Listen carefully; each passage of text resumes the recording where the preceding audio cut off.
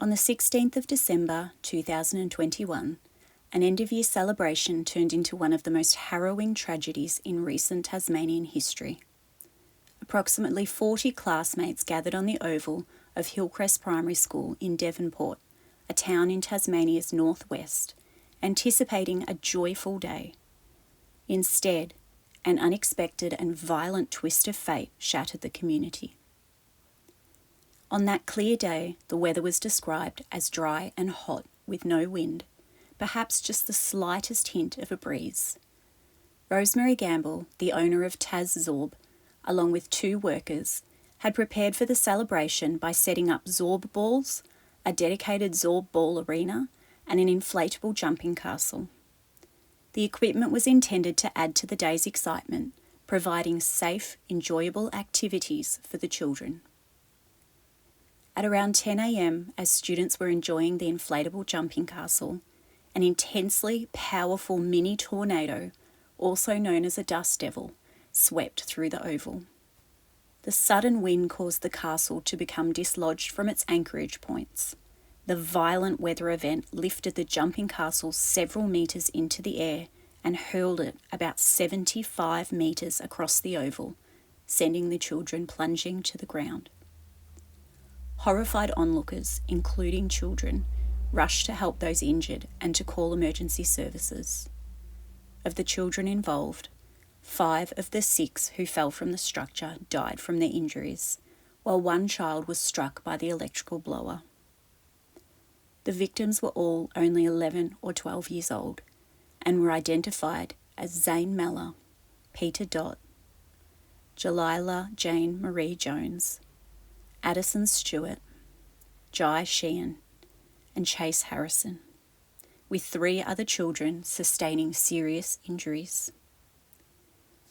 In the wake of the disaster, thousands of mourners gathered outside Hillcrest Primary School, leaving flowers and tributes in memory of the lost young lives. The tragedy spurred immediate action. The very next day, Tasmania's Education Department banned inflatable equipment, including jumping castles, from all public schools. The Premier also reached out to the Local Government Association of Tasmania, urging local councils to enforce similar bans on any land under their control, a move that was quickly implemented. Amid the grief and community outcry, a joint statement from the families of the children expressed both sorrow and gratitude. They acknowledged the relentless efforts of WorkSafe in investigating the incident and thanked the first responders and medical staff for their dedicated care. They also commended the brave children who rushed to assist their injured friends during the chaos. In court, operator Rosemary Gamble pleaded not guilty to failing to comply with her health and safety duty. The ensuing investigation revealed a series of critical missteps. Rather than using the manufacturer-recommended pegs, the team employed tent pegs.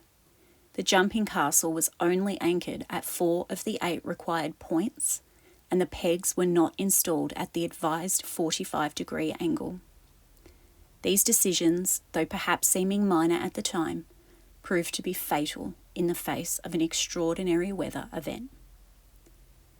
During the proceedings, the prosecutor remarked on the tragic irony that no amount of caution or planning could have entirely negated the unpredictable fury of the dust devil. The courtroom was heavy with grief, mothers silently weeping in the back, as the case was adjourned. The magistrate noted that due to court unavailability in Devonport, a final decision would not be delivered until the 6th of June 2025, a date many anxiously await for closure. This catastrophic event, marked by a series of unfortunate decisions and an unpredictable natural force, left a scar on the Devonport community. It serves as a solemn reminder of the delicate balance between joyful celebration and unforeseen tragedy, and the far-reaching impact that a single day can have on countless lives.